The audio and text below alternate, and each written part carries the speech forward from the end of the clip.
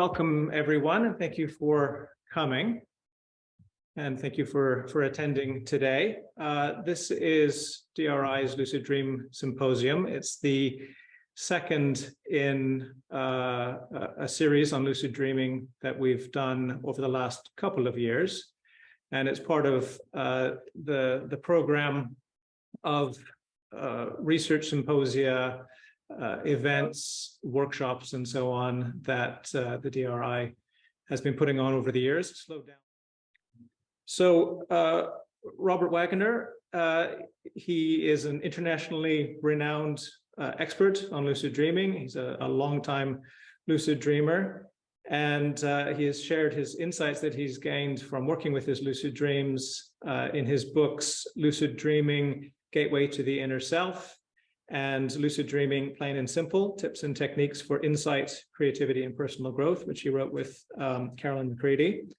And he's also has a website, Lucid Advice, and he's a former president of the International Association for the Study of Dreams, and he's co-editor of the magazine Lucid Dream Experience. And today, as I said, he is going to be talking about lucid dreaming as a tool for research. So Robert, over to you. Great. Thank you very much, Dave. I appreciate it. So what I wanted to talk today about was a little bit of an introduction to lucid dreaming, and also talking about how lucid dreaming could be used as a special tool for research. And of course, Nigel and I have already conducted some research in the area of lucid dreaming, but I think this presentation will give you an idea of the potential and also some of the issues involved in that. So to let you just all of us be on the same page, the American Psychological Association defines lucid dreaming as a dream in which the sleeper is aware that he or she is dreaming and may be able to influence the progress of the dream narrative. I think that's a lovely definition. Most of us would simply say that a lucid dream is any dream in which you realize within the dream that you're dreaming. You literally know, hey, this is a dream. So to contrast it, when we think about a normal dream, something happens, Godzilla appears. And so we react to that event. We create a story to justify why Godzilla is there or what we need to do now. And so in many respects, a normal dream seems quite reactive. And we also seem to lack any high level of critical awareness. We just react to what's happening. But in a lucid dream, we see Godzilla and we think, wait a second, Godzilla is a Hollywood creation. He's a character in movies. So at that moment, we have some level of critical awareness. We realize, oh, Godzilla is a dream figure and I exist within a dream. So of course, at that time, you can decide and select what you want to, how you want to respond. You can go up to Godzilla and say, Godzilla, what do you represent? And oftentimes Godzilla will tell you exactly what he represents. Or you can punch Godzilla in the nose and fly away. You can decide however you want to respond. But beyond that, you can also seek out insights and do personal experiments as well as scientific experiments. And I think that's part of the extraordinary potential of lucid dreaming right there. The scientific evidence for lucid dreaming emerges around 1975 through the work of Keith Hearn at the University of Hull in England. He met a lucid dreamer named Alan Worsley, who said he had relatively frequent lucid dreams. But Keith Hearn wondered, how could you scientifically validate that? How could you get evidence for that? And then he realized that in most dreams, we have rapid eye movement. And so he invited Alan Worsley into the sleep lab. He said, look, I'm going to put these rapid eye movement polygraph pads on your eyes. If you become lucidly aware in your dreams tonight, then signal by moving your eyes left to right 8 times. That'll be so unusual and will be picked up by the rapid eye movement polygraph pads that it'll provide evidence for lucid dreaming. And so that's what happened in April of 1975. Alan Worsley signaled from within a dream that he was consciously aware. And then 2 years later, Stephen LaBerge did much the same experiments and published his results. So here's some data just to kind of give people an idea of what it looks like from one of Stephen LaBerge's experiments. You can see the LOC and the ROC are the left ocular and the right ocular. And so they're measuring the movement of the eyes. And the other measures are to be sure that the person is still in the sleep state, because you don't want them waking and moving their eyes. You want to make sure they're still in the sleep state. And so you can see here in the first level, the eyes are moving every which way. The person is obviously having a dream. But then down here in the second level, all of a sudden they're in the middle, the eyes begin to move together, left, right, left, right, left, right. The person is signaling, hey, I'm consciously aware within this lucid dream. And so now they go on, they're now lucidly aware within the dream. And now here on the third level, they signal again. And in this particular experiment, it was the signal that now I'm beginning the experiment. And so they'll know, the experimenters will know that, oh, the data from this point forward, the other data that they're getting is the lucid experimental data. And so they continue doing the lucid dream experiment. Then down here at the bottom, they signal again, I'm ending the experiment. Then they signal they're going to wake up, and they wake up. So that's an example of using lucid dreaming to do a scientifically valid experiment. So that's one approach to that process. A beautiful thing about lucid dreaming as a result is that then you can see brain activity when lucidly aware. And this was a study by Martin Dressler and others at the Max Planck Institute, where they had a lucid dreamer in the sleep lab, but they also had a fMRI machine that the lucid dreamer was actually sleeping in, and the person had headphones and various things on so they wouldn't feel the vibration or hear the noise of the fMRI, that they would be able to remain lucidly aware while the machine was running. And so what they discovered by virtue of this is that they could see the actual parts of the brain that became activated during the lucid dream state. And so I'm not going to read all of this, but what I'm going to get to is the parts here that one portion of the brain became activated, which is commonly where the function of self-assessment is attributed. You assess yourself within that dream space. There's another part of the brain that became active that was normally correlated with evaluating your own thoughts and feelings. Oh, what do I want to do now? How do I feel about Godzilla being in this lucid dream? What should I do here? And then there's another part of the brain that became active linked with self-perception, yourself within the dream space. And so you get a wonderful confirmation of what lucid dreamers say. They know they're aware within the dream.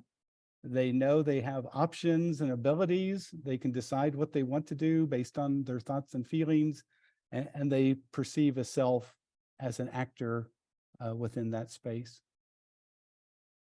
Now, what I want to get into today is just looking at lucid dreaming as a tool of the aware self, because those studies just kind of give a sense of various physiological measures you can take about lucid dreaming and physiological things you can do and measure during the lucid dream state. But what I want to ask people to consider is, can lucid dreamers provide evidence for how the unconscious functions?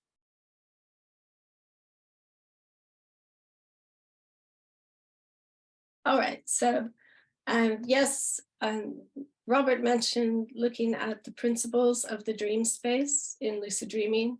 And I think from the outset in my own lucid dreaming experience, that's been what I've been interested in, is, what does this dream space have to teach me about lucidity? And I've looked at Jungian ideas to help me understand my own experiences in dream lucidity. And this started for me really intently about 2006 when I was training at CCPE, not surprisingly. And I was really trying to find a way to understand what was happening. And Jung's alchemical model made a lot of sense to me. And I started, thinking about that, writing about it, exploring that idea. And in 2013, I was asked to contribute a chapter on the Jungian approach to the alchemical conjunctia. And it was still quite in the nascent stages for me. So that was 2013, 14. And I think since then I've lived a lot more life, and I've had a lot more, many hundreds more lucid dreams. And so in my book, Lucid Surrender, I share the fruit of some of that. But I think it's still a work in progress, still thinking about this principle of surrender in the lucid dream space. I think it's very useful in terms of psychotherapy and meditation processes. And so I just would like to share some of my further thoughts on that. So, a sec. And kind of getting us in tune with that sensibility of the lucid dream space. I very often like to draw on this wonderful emblem, peering into the cosmic sphere. You could call it peering into the lucid dream space, because it really gives that sense quite profoundly of what it's like to be aware that you're dreaming in a dream, and aware also, importantly, of our temporal nature in time and space, but also, as this suggests, of a greater dimension, a reminder that we're more than we know. And I've noticed in alchemical emblems, the alchemist taking a position of what I would describe as surrender, like this alchemist, something we'll be coming back to, but the sense of wonder and awe and reverence and devotion, so profound feelings in the lucid dream space.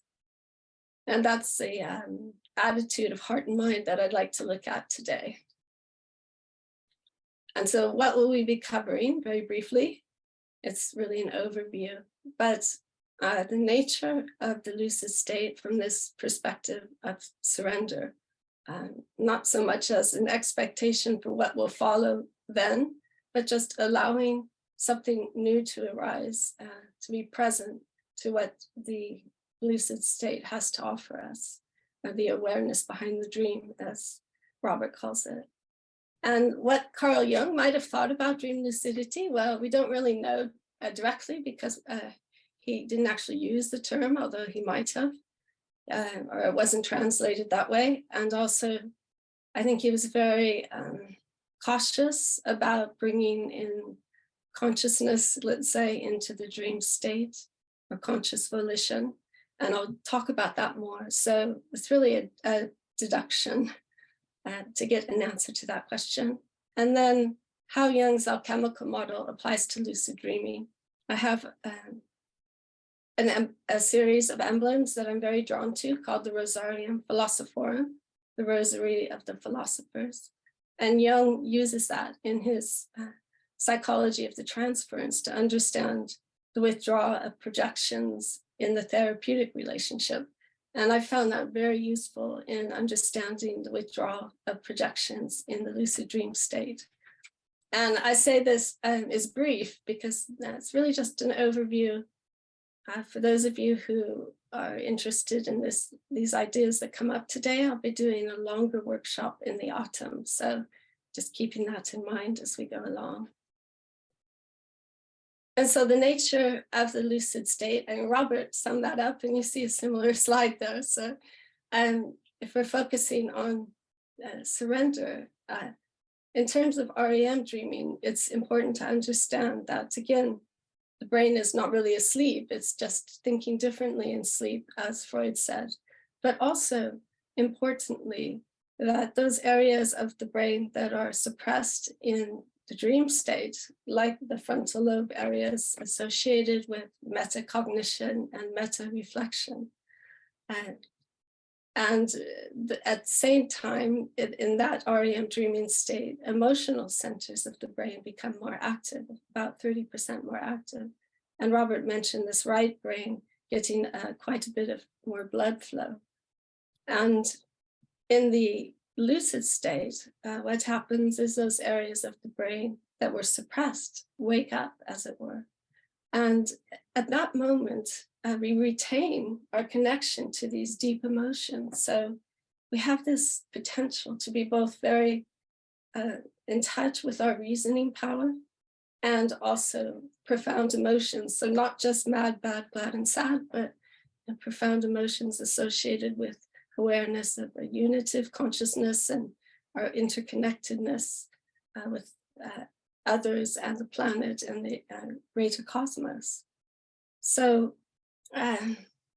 what I'm interested in is the attitude of mind and heart one takes in this state.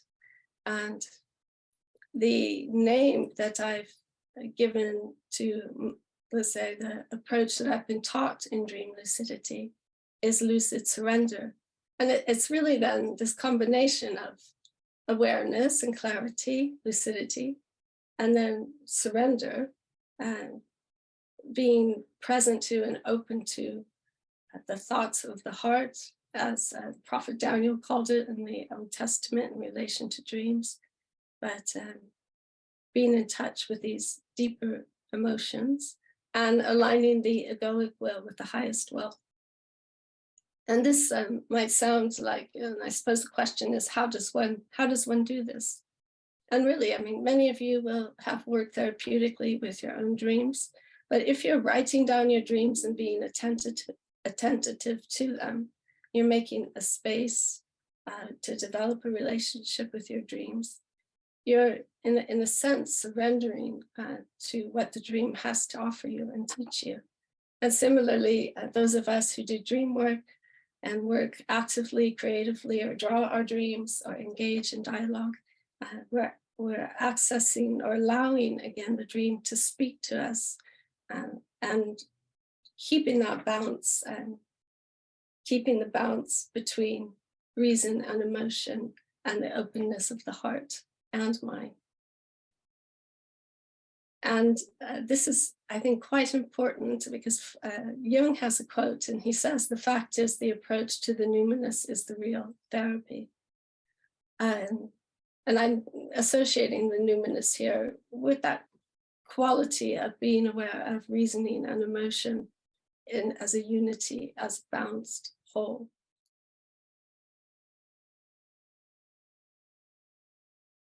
Thank you, Dave. Also, thank you to Robert and Melinda for opening up different dimensions for us in the different ways of looking at this whole subject of lucid dreaming. Now, the perspective I want to take is looking at the differences between mind and brain and spirit and mind. Because all three are involved, of course, in the process of dreaming. The dreaming brain gives us the hardware of our dreams. In other words, it's something that we can measure, we can actually see. In other words, it gives us a concrete idea of what's happening, gives us an idea of a mechanism. But the concrete brain is not the mind. The mind is not limited by the brain. The mind contains the brain, and the mind itself does not have limitations. And similarly, the mind does not contain spirit. It's spirit that contains mind. So if you think of those three as a kind of channel through which eventually dreams become registered in our brain, first of all, the input of the world onto causing impressions to be made on the brain, and then the response also of our spirit as it comes through the mind to speak to us through imagery. So the images from the worldly impressions are present in dreams, and what is behind the dream, the feeling or emotion behind the dream, really is an expression of our soul or our spirit. So if we can just go now to the slides. Okay.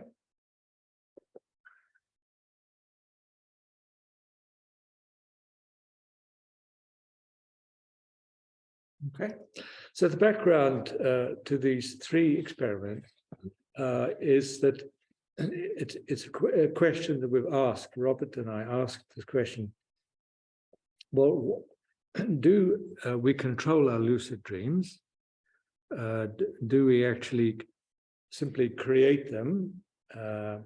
Or is there another factor? Is there something behind the dream itself that we are not in charge of? Is there a higher awareness? Robert called it a greater mind or higher mind. I would go even further to say not just the higher mind, but the spirit that is behind the higher mind. And so the idea of controlling the dream needs to be looked at in a lucid dream experiment. So the first experiment we devised was a series of instructions. In other words, instructions to actually form a particular geometrical shapes that show symmetry in the dream. Now, symmetry is where you can, for example, in a two-dimensional figure, like a square, you can turn the square around, and of course, each side you turn around, it looks the same.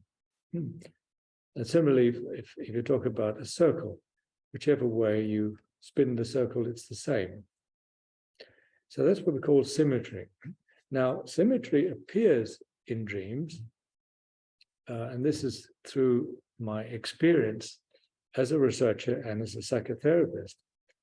Symmetrical figures appear in a dream when the dreamer has achieved a degree of integration of the